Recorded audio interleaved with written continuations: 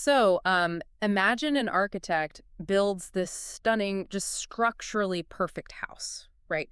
Like it completely revolutionizes modern design. Right, the kind of place that totally changes how you live. Exactly. You move in, it's amazing. Yeah. But then you find out decades later that they intentionally planted a live bomb in the basement. Oh, wow. Yeah, that changes things. Right. I mean, do you still honor the architects? Do you tear the house down? Today, we're doing a deep dive into the foundational architects of the modern world and, well, the bombs they left in the basement. Which is quite a topic. Yeah, it is. We're unpacking this really fascinating stack of course notes and analytical excerpts from two main sources. One is called Grace and Grit, a Martin Luther masterclass, and the other is this brilliant piece of historical analysis titled The Architecture of Omission, From Luther to Jefferson. And just to be clear right up front, we're definitely not here to deliver, a standard, boring dates and names history lecture today. Yeah, please no. Right. The goal here is to explore this massive, deeply uncomfortable gap that exists in how we understand the past.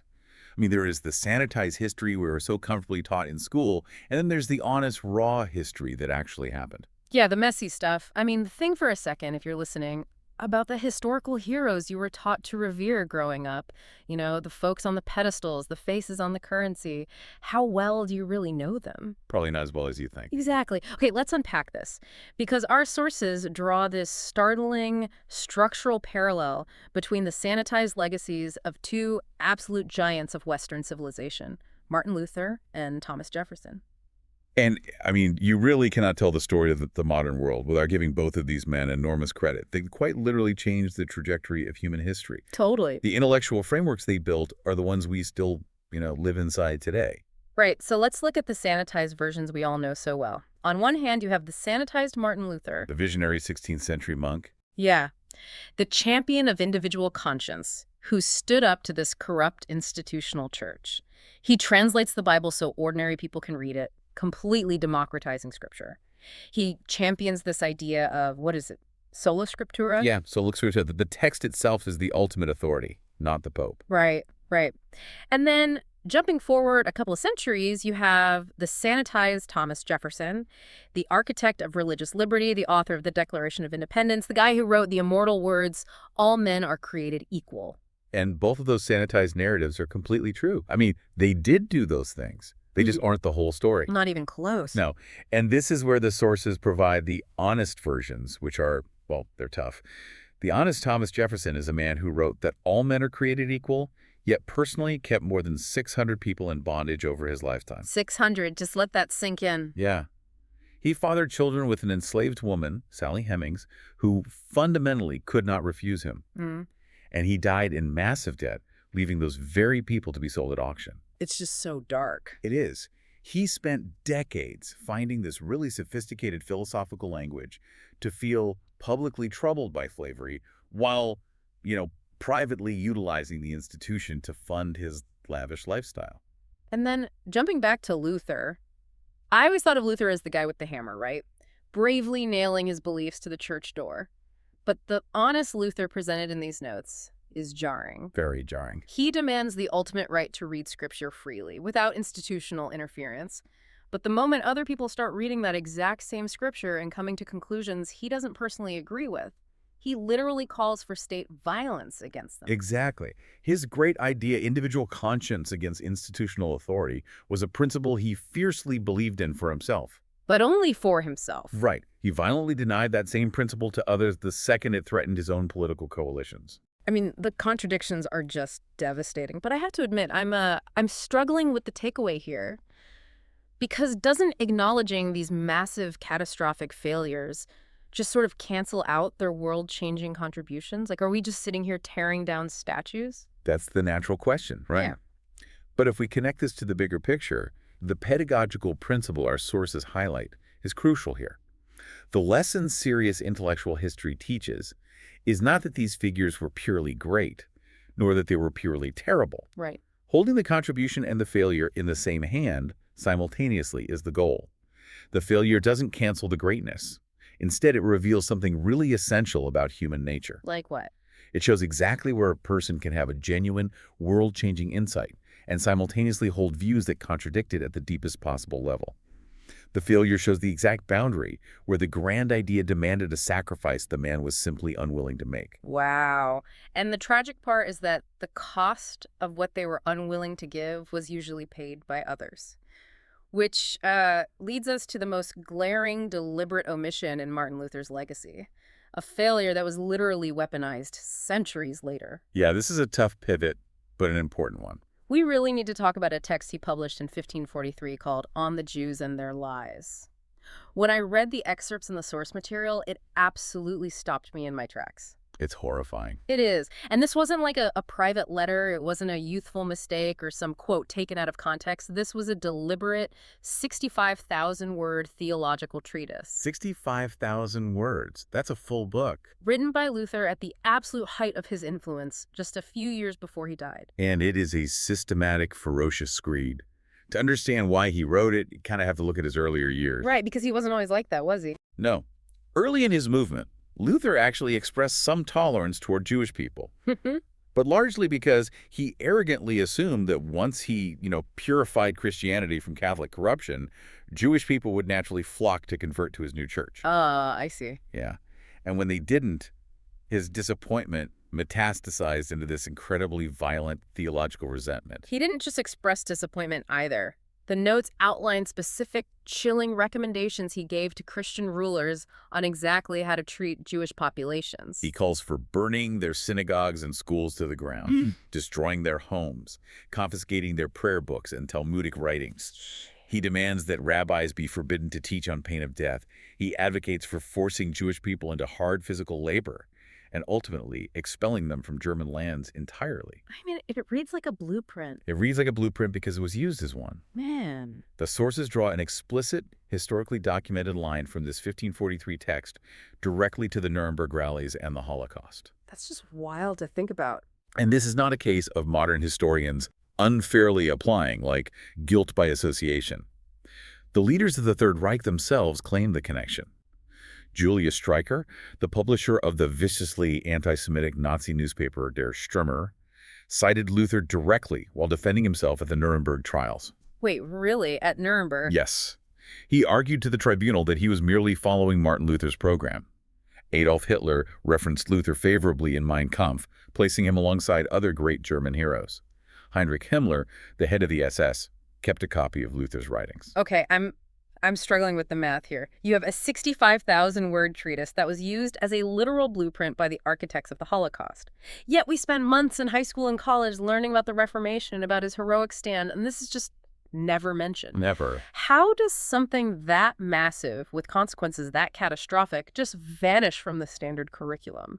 Well, that is the defining question of this entire analysis. How do we lose history? And the answer is that it was systematically omitted from the version of history considered, quote-unquote, safe to teach. Right. But the sources are very careful to point out this wasn't some secret cabal of historians in a smoke-filled room deciding to lie to the public. It was a culture of comfortable omission. So it happens out in the open. It happens in committee meetings. The sources identify a convergence of forces that just naturally filter out uncomfortable truths. First, you have immense Protestant institutional investment. Sure, hundreds of millions of people globally belong to churches tracing their roots to Luther. Exactly. Institutions have a powerful, unconscious incentive to present their right because they don't want to spend 3 weeks contextualizing horrific anti-Semitism. Over generations, that omission simply becomes the standard baseline of what is taught. The notes also mention the massive post-Holocaust discomfort, which makes total sense. Yeah, after World War II, the undeniable connection between Luther's writings and Nazi anti-Semitism became an almost unbearable embarrassment for German Lutheranism. Especially because the German Lutheran Church had largely accommodated the Nazi regime, right? Yes, with a few heroic exceptions like Dietrich Bonhoeffer. But mostly, they accommodated it. Confronting Luther's anti-Semitism meant confronting a direct intellectual line from their revered founding figure to the ideology of the death camps. So for the most part, institutions chose to just look away. Just look away. Add in our natural desire for simple, inspiring narratives, what the author calls the hagiographic impulse of popular history, and you can see the mechanism at work. In fact, there is a staggering detail in the text regarding just how long this avoidance lasted. This part is wild. The Lutheran World Federation did not formally repudiate and apologize for Luther's anti-Semitic writings until 1994. 451 years after the text was published. 1994. I mean, I was alive in 1994. Right. Think about that timeline. It took the horrors of the Holocaust and then another 50 years of intense historical reckoning for the institution to formally look at what its founder wrote and clearly state this was wrong. And the way the author of these course notes even discovered this text adds a really fascinating modern layer to the story. The student only learned about on the Jews and their lies because an artificial intelligence mentioned it during a research query. Yep. Decades of conventional human education through multiple degree programs had completely filtered it out. It's the difference between asking a massive corporation's PR department for a history of their company versus looking at a raw, unfiltered data dump of their internal emails. The PR department analogy is perfect. Human educators, curriculum designers, and textbook authors, they don't operate in a vacuum. No, they have bosses. They operate inside complex institutional accountability structures. They answer to school boards, protective parents, religious communities, and textbook publishers who want to sell books across different states. So there's real pressure. A modern scholar who decides to center their curriculum around the fully honest Jefferson or the honest Luther risks professional suicide. They would be attacked for tearing down a cultural hero, and their work would be consumed by political controversy. So the human mechanism is driven by self-preservation, but the AI disruptor doesn't care about that. Exactly. The AI lacks those institutional fears. It has no career incentives, no school board to appease, and no religious legacy to protect. It simply accesses the broad corpus of historical documents and services the full, unvarnished historical record. It doesn't know it's supposed to protect the brand. Here's where it gets really interesting, though. Because this entire mechanism forces us to confront a profound double standard in how we judge human behavior. Okay, let's hear it. Think about it. If a prominent modern theologian wrote a 65,000-word book calling for the burning of synagogues, they would be instantly and correctly destroyed professionally. Without a doubt. If a modern politician enslaved 600 people, they would be universally condemned and disqualified from public life. Yet Luther and Jefferson get cultural canonization. But I know what the standard defense is here, and I have to throw it at you.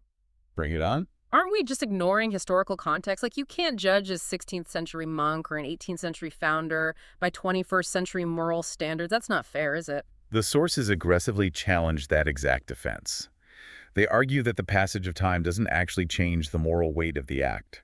The harm inflicted on an enslaved person in 1776 or a Jewish person facing violence in 1543 was just as real, just as devastating as it would be today. So what does time actually do then? What the passage of time actually does is act as a moral laundering service. A moral laundering service. Wow. Explain how that actually works in practice. We protect these legacies not out of some refined academic understanding of historical context. We protect them because their legacies are institutionally useful to us today.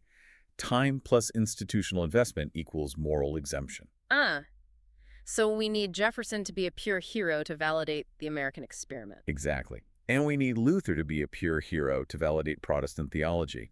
And the sources point out this is a broader pattern of omission that we apply to almost all our useful figures. Like Winston Churchill. Yes.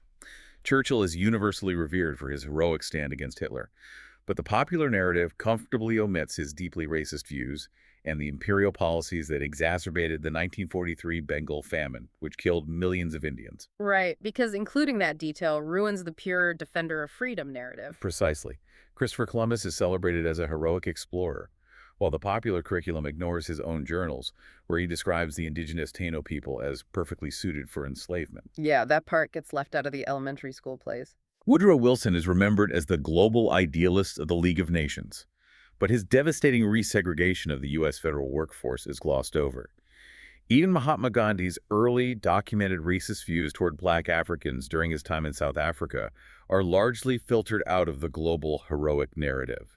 So basically, once your face is on enough statues and your legacy serves as the foundation for enough modern institutions, the moral standard quietly shifts in your favor. It does. We use the phrase historical context as an intellectual excuse for what is actually selective moral enforcement. The question the source asks is quite simple.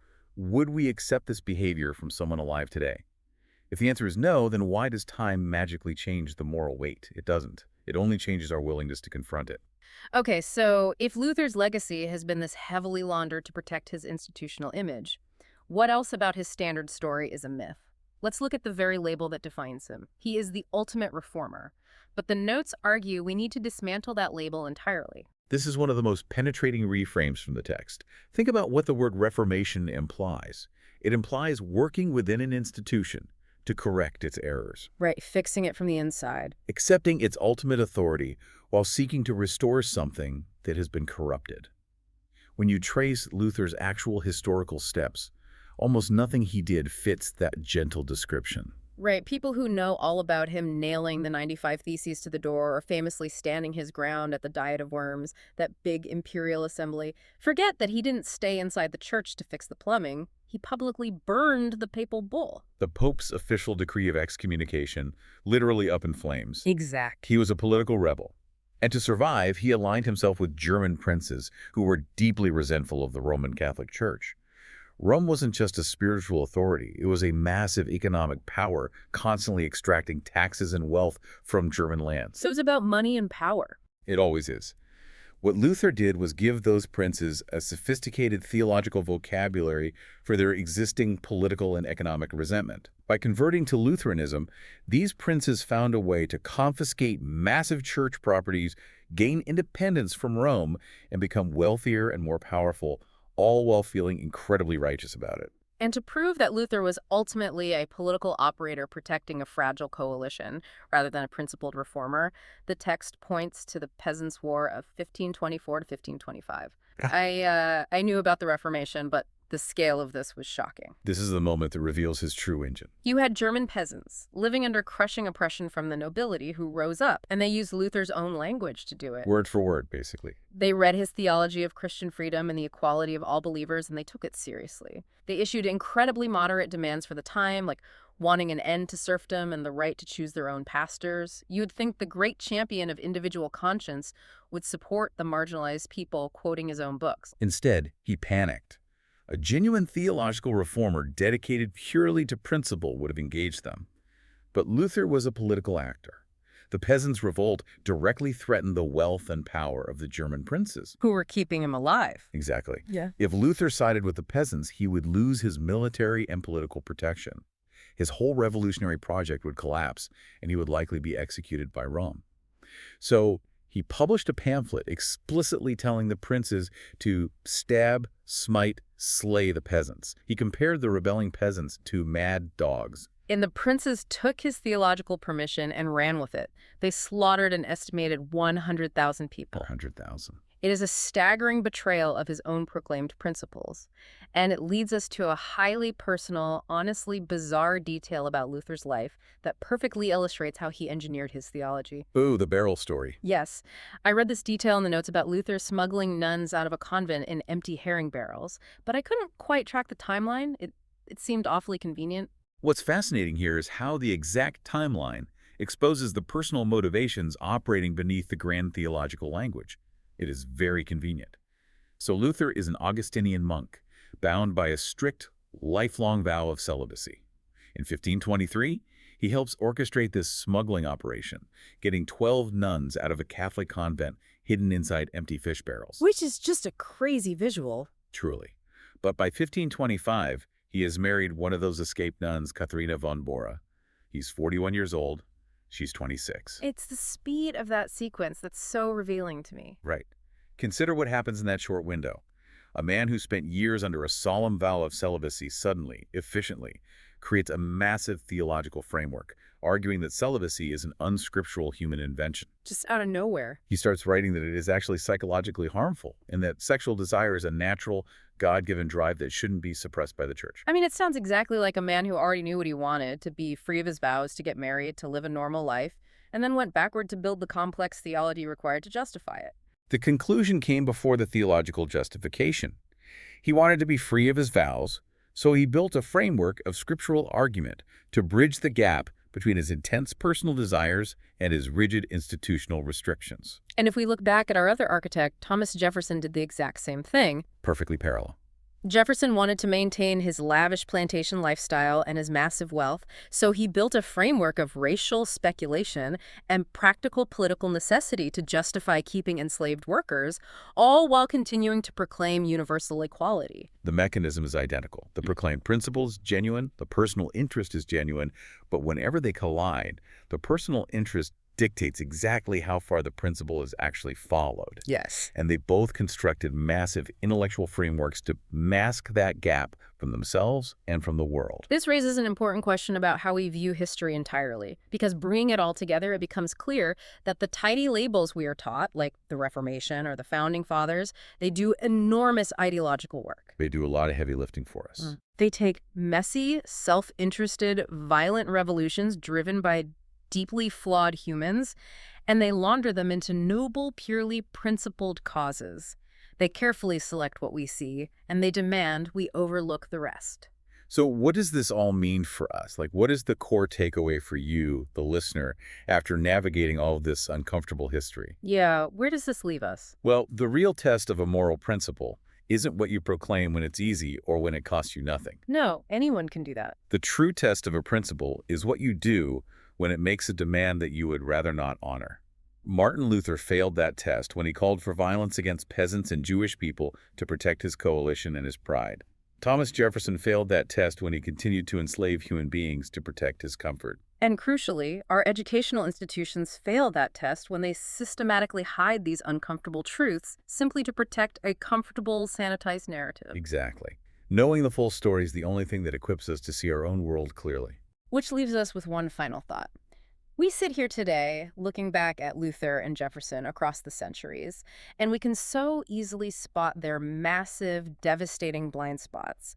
We see right through the elegant philosophical and theological frameworks they built to justify their own convenience. We judge them pretty harshly, and rightly so. Right. So what about us? What are the deeply entrenched, normalized practices in our modern lives right now? Things we are currently building complex intellectual frameworks to justify for our own comfort that a deep dive 300 years from now will look back on with absolute horror. We are certainly not immune to the architecture of omission. It's a humbling thought. It really is. Thank you so much for joining us on this deep dive. Keep questioning the labels you've been taught, keep looking past the sanitized plaques, and we'll catch you next time.